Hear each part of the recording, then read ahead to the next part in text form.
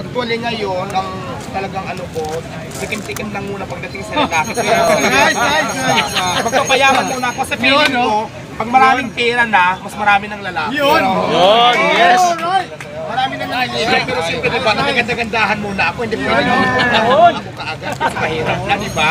Baka mamaya mag-boyfriend ako ng 10 at wala lang akong puhunan, kaya huwag muna ang love life.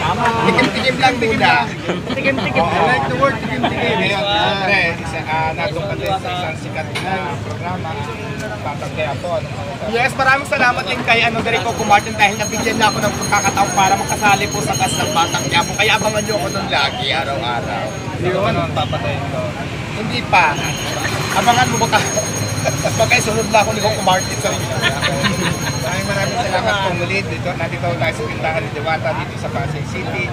At tayo bilang kita nyo naman sa dami ng customer niya ay talagang pinipilahan ng kanya masarap na Paris dito sa Pasay. Magandang umaga mga kapatid.